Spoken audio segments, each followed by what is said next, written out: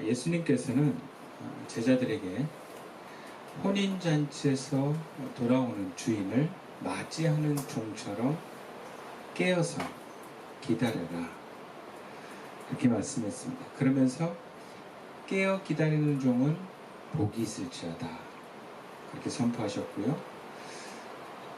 깨어 기다리지 못하는 종이나 또는 책임을 맡은 종이 그 책임을 무시하고 자기의 욕망대로 주인의 뜻을 저버린 종은 벌받을 것이다, 징계가 임할 것이다 라고 말씀을 했습니다. 예수님을 믿고 제자로의 삶을 사는 것은 참 귀하고 좋은 것입니다. 근데 좋은 것만 있는 것이 아니라 책임도 함께 옵니다.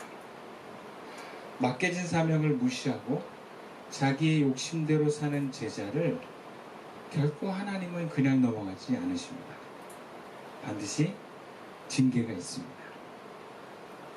오늘 본문에서도 예수님은 그러한 사람들에게, 징계의 가능성이 있는 사람들에게, 또 제자를 포함해서 2번에 걸쳐서 강조하시며 말씀합니다. 그것이 본문 3절과 5절의 말씀입니다. 참 놀라운 것은 본문이 다 똑같은 글자로 반복하고 있다는 거예요. 너에게 이르노니 아니라 너희도 만일 회개하지 아니하면 다 이와 같이 망하리라. 회개하지 않으면 망할 것이야 라는 말씀이에요. 본문에서 갈릴리의 빌라도에게 죽임을 당한 어떤 사람들의 이야기, 유대관념으로 당시에는 그렇게 죽임을 받은 사람들을 향해서 죄가 있어서 그렇다라고 사람들은 생각을 했고 그렇게 얘기를 했습니다. 이렇게 얘기한 사람은 어떤 마음이 있냐면, 우리들은 그렇지 않습니다 라는 것을 전제로 한 말이에요. 남의 이야기하듯이 한 거예요. 빌라도에 의해서 처형을 당한 저 사람들은 죄가 있어서 죽임을 당한 것입니다 라는 표현으로 물어본 것인데, 예수님은 이렇게 대답하십니다. 저들이 너희보다 더 죄가 많아서 그런 결말을 맺은 게 아니다. 오히려 너희도 정신 차리라. 너희도 똑같이 될 수 있다 라고 말씀하시는 거예요. 이것은 당시 유대인들을 향한 말씀이기도 하고요, 또 누가복음을 읽고 있는 그리스도인들에게도 해당되는 말씀입니다. 제자들에게도 해당되는 말씀이에요. 회개하지 않으면 누구든지 망할 수 있습니다. 예외가 없다라는 거예요. 내가 교회 다니고 제자의 부름을 받고 특별히 큰 죄를 지은 것 같지 않은데도 회개하지 않으면 망한답니다. 그런 의미에서 참 황당합니다. 답답합니다. 아마 이 이야기를 들은 사람도 좀 놀랐을 거예요. 우리한테 왜 이런 얘기를 하지? 나는 그런 죄를 지을 리가 없는데, 내가 망할 만한 일을 할 일이 없는데 왜 나한테 이런 얘기를 하지? 그런 것처럼 우리에게도 이 얘기가 참 먼 얘기처럼 들립니다. 왜냐하면 우리는 뭘 회개해야 될지 모르기 때문에 그렇습니다. 사실 사람이 회개하지 않아서 망하는 게 아니라, 어떻게 보면 문제는 무엇을 회개할지 모르는 게 더 심각합니다. 그러니까 뭘 회개해야 될지 모르니까 회개를 안 하는 거예요. 그래서 망하는 거예요. 더욱이 도덕적으로 문제가 없고 나름대로 교회에서 신앙생활도 하는 사람이라면, 어느 정도 사회적으로 안정적인 삶을 살고 있는 사람이라면 더욱 그런 생각을 가질 겁니다. 내가 뭘 잘못했단 말인가? 내가 무슨 꼭 망할 만한 잘못한 일을 했단 말인가? 라고 반문할지도 몰라요. 근데 죄라는 것은 우리가 잘 알고 있는 것처럼 헬라어 원어로는 관역에서 벗어났다라는 뜻을 갖고 있어요. 다시 말하자면 하나님의 그 뜻에 어긋나인 것들은 다 죄입니다. 그러면 하나님의 시선과 뜻에 벗어난 생각마저도 우리가 죄로 간주한다면 우리는 죄로 얼룩진 삶을 살고 있는 것은 사실입니다. 그런데 이게 또 너무 많으면 좀 무뎌집니다. 그래, 나 죄인이야 이러고 끝나버려요. 나 죄 많지. 그래서 뭔가 더 많으면 심각성을 잃어버려요. 그렇다고 이걸 너무 무겁게 가져가는 것도, 죄책감에 빠지게 하는 것도 주님의 뜻은 아닙니다. 회개는 한다고 하지만 진심으로 회개하지 못하고 정확하게 회개를 못할 가능성이 많습니다. 회개할 준비가 되어 있는 사람도 자신이 정말 지금 뭘 잘못했고 하나님 보시기에 회개하지 않으면 망할 만한 것들에 대해서 인지하지 못하는 경우가 많습니다. 그래서 정확하게 그 문제를 회개하지 못하면 변화도 불가능합니다. 분명 예수님은 너희도 회개하지 않으면 망한다고 말씀하셨습니다. 이것은 로마 사회에 멸망당하기 전 유다 사회에만 던진 메시지가 아닙니다. 다시 말하자면 오늘 우리들에게도 주시는 경고입니다. 나에게 주시는 말씀이에요. 우리도 회개하지 않으면 망합니다. 그러면 여기서 망한다라는 것은 무엇일까요? 뭐 지옥에 간다, 뭐 우리가 죽임을 당한다, 뭐 어떤 물질적으로 큰 어려움을 당한다, 건강에 큰 어려움을 당한다, 이것도 망한다고 볼 수 있지만 성경에서는 근본적인 망함은 하나님과 멀어지는 것을 말합니다. 하나님과 가까이 있다면 때로는 몸이 안 좋을 수도 있습니다. 하나님이 가까이 하는 가운데도 물질적인 어려움을 당할 수 있어요. 그러니까 그것은 진정한 망함은 아니에요, 사실은. 우리가 그런 경우를 막고 싶지 않은 거지, 진짜 망하는 건요, 성경에서 하나님으로부터 떨어져 나가는 것입니다.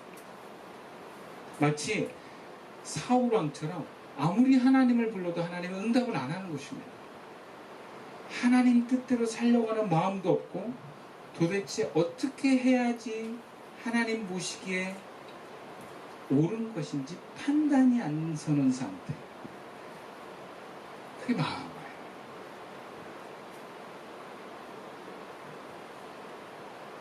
그렇기 때문에 어쩌면 세상에서는 정말 두려운 상황이 아닐 수 있어요. 왜냐하면 하나님 없이도 잘 살거든요, 사람들이. 몸 건강하고 물질적으로 문제 없으면 하나님 없어도 사람들은 잘 산다고 생각을 합니다. 그래서 망함에 담대할 수 있어요, 세상은. 그런데 내 영혼이 주님과 함께하기를 원하는 성도라면, 내 영혼이 주님과 동행하고 주님께 더 가까이 가기를 원하는 그리스도인이라면, 그럼 망함에 대해서 경각심을 가질 수 있어야 됩니다.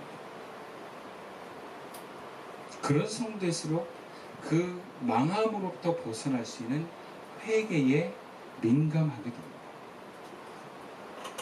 그렇다면 우리 그리스도인, 하나님과 떨어지기를 원하지 않는 그리스도인은 무엇을 회개해야 되는가? 특별히 도덕적으로도 큰 문제가 없는 사람들에게, 뭔가 삶을 열심히 살고 있고 크게 삶에 문제가 없는 사람들은 예수님께서 뭘 회개하라고 말씀하시는가? 오늘 본문에서 크게 두 가지를 말씀합니다. 첫 번째, 본문 6절 말씀입니다. 함께 읽어볼까요? 시작. 이에 비유로 말씀하시되 한 사람이 포도원에 무화과 나무를 심은 것이 있더니 와서 그 열매를 구하였으나 얻지 못한지라.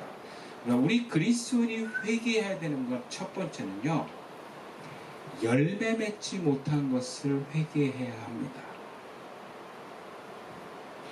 오늘 본문에서 예수님은 너희도 만일 회개하지 않으면 이와 같이 망하리라 하시면서 그 다음에 바로 열매 없는 무화과 나무 비유를 말씀하십니다. 내용은 이런 거예요. 어떤 사람이 자기 포도원에다가 무화과 나무 한 그루를 심었어요. 근데 이 나무에서 이 무화과 열매를 얻을까 기다립니다. 1년을 기다리고 2년을 기다리고 3년을 기다립니다. 무화과 나무가 3년 동안 열매를 못 맺으면 이 나무는 열매를 못 맺는 무화과 나무구나 생각한다는 거예요. 그래서 주인이 열매를 못 맺는 3년 동안 기다려도 열매를 못 맺는 이 무화과 나무 찍어서 없애버려라 그럽니다. 그러자 전체를 관리하고는 포도원 지기가 주인에게 얘기합니다. 한 해만 더 기다려라.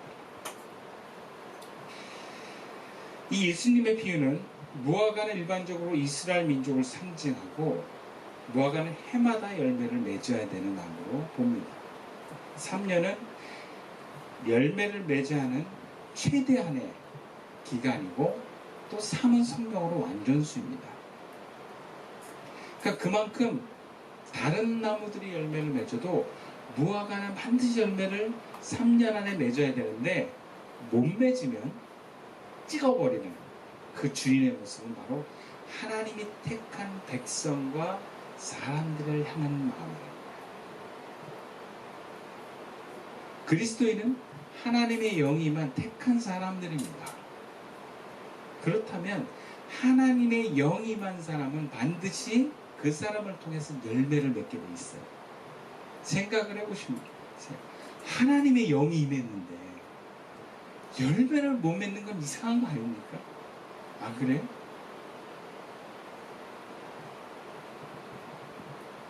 그러면 이 열매는 어떤 열매일까요?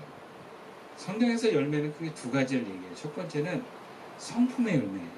사랑과 희락과 화평과 오래 참음과 자비와 양선과 충성과 온유와 절제, 믿음, 소망, 사랑, 이게 다 열매입니다.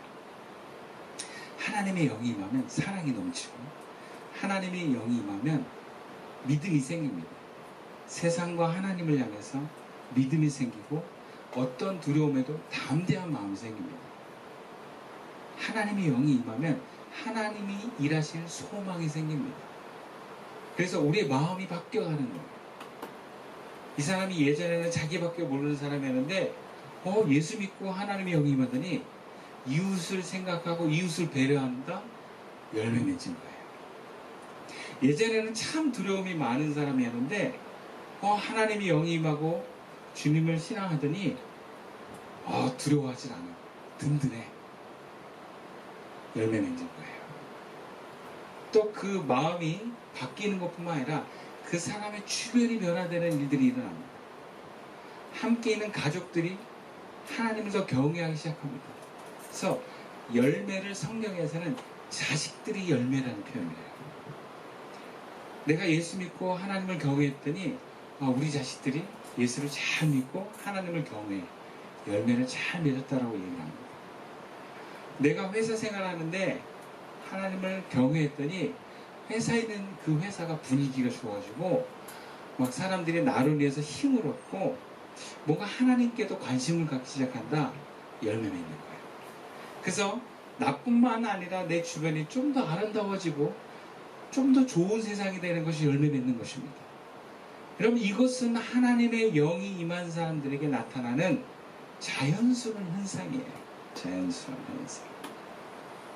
나무가 양분을 빨아들이면 열매는 자연스럽게 맺어지게 되는 거예요. 애쓰는 게 아니라 자연스러운 거예요. 우리가 하나님의 영이 임해서 그리스도인으로 산다는 것은 자연스럽게 당연하게 열매를 맺는 것입니다. 그런데 예수 믿은 지 오래되었는데 내가 제자임을 자부하는데 주님을 경외한다고 말하는데 하나도 변화가 안 됐어요. 똑같아. 예수 믿은 지 10년이나 지금이나 똑같아. 열매를 못 맺은 거예요. 또 심지어 자식들이 예수를 경외하지 않아. 자식의 열매 실패한 거예요. 내 주변이 상황이 더 사람들이 나빠졌어. 그러면 그거 실패한 거예요. 한국 사회가 더 나빠지고 있다. 그러면 한국 교회가 책임을 느껴야 돼요. 열매를 맺는 것은 나뿐만 아니라 주변에도 좋아져야 되는 것입니다. 만약에 내가 열매를 맺고 있지 못하다면, 내가 변화되어 있지 않고 내 주변이 아름답지 못한 상태로, 아니 더 나빠지고 있다면 여러분, 이것은 내가 먼저 회개해야 될 내용이라는 거예요. 근데 이런 질문을 할 수 있어요. 누가 저한테 물어보더라고요. 사람이 변화된 거 어떻게 알 수 있느냐? 모른다 이거예요. 변화된 것 같지만 사실 알고 보면 변하지 않은 사람도 많기 때문에 변화된 건 모른다. 우리가 알 수 없다 그래요. 그럼 열매 맺는 걸 내가 어떻게 알 수 있느냐라는 것이죠. 그것은 첫 번째로 내가 내 삶의 사람들과의 관계를 들여다보고 내 삶에 경험되는 사건들을 기도 안에서 성령으로 조명받으면 알 수 있습니다. 성령은 우리를 알려주시는 영이에요. 깨닫게 해주시는 영이에요. 내가 하나님 앞에서 하나님의 시각으로 보면 내가 변화되는지 안 변했는지 알 수 있습니다. 물론 다른 사람은 모를 수 있어요. 다른 사람은 이 사람이 변했는지 안 변했는지 모르겠어요. 근데 내가 하나님의 눈으로 나를 보면 나는 알 수 있습니다. 나를 변화시키는 것도 어떻게 보면 나밖에 없고, 내가 변화되지 않는 것도 사실은 나는 알 수 있어요. 내가 여전히 자식과 내 욕심에만 관심을 갖고 있는지, 하나님을 그 다음으로 밀어내고 있는지, 내가 하나님 앞에서 기도 보면 나는 알 수 있어요. 그리고 같은 사건도 내가 어떤 반응을 보이는지 보면 나는 알 수 있어요. 물론 내가 알 정도면 내 주변도 압니다. 연주자들이 가끔 그런 얘기 하거든요. 연주자들이 연습을 안 하면 누가 아냐면 내가 알아요. 내가 딱 해보면, 노래를 해보면 예전 같지가 않아. 자기가 제일 잘 알아요. 커피도 실력이 좀 떨어지면 자기가 제일 잘 알지 않나요? 근데 내가 이제 아는 정도를 넘어가잖아요. 그러면 가까운 사람들이 알아요. 너 좀 소리 이상하다. 이런 식으로. 청중들은 잘 모르는데 가까이 있는 사람들은 알아요. 근데 거기서도 계속 연습을 안 하고 변화가 없으면 청중들이 알아요. 그럼 그 사람은 이제 끝나는 거예요. 아마 음식을 만드는 사람도 그럴 것 같아요. 처음에는 만드는 사람이 알고, 두 번째는 가까이 있는 사람이 알고, 세 번째는 손님들이 알 것 같아요. 네, 손님들이 알 정도면 끝난 거예요. 다른 사람은 눈치 못 채더라도 나는 알고 있어야 돼요. 내가 변하지 못하고 있구나. 내가 이 사건을 10년 전이나 지금이나 똑같이 반응하고 있구나. 똑같이 두려워하고 있구나. 내가 이 사건에 임하는 태도가 예전이나 지금이나 바뀌지 않았구나. 여러분, 우리가 성령 안에서 자신을 조명해 보면 알 수 있습니다. 하나님을 알고 내가 압니다. 회개하십니다. 잘 모르겠으면 교회에 물어보십시오. 하나님도 잘 모르고 나도 잘 모르겠다 하면 교회에 와서 물어보세요. 제가 좀 열매가 있나요? 없나요? 변했나요? 안 변했나요? 교회는 알려줄 수 있어요.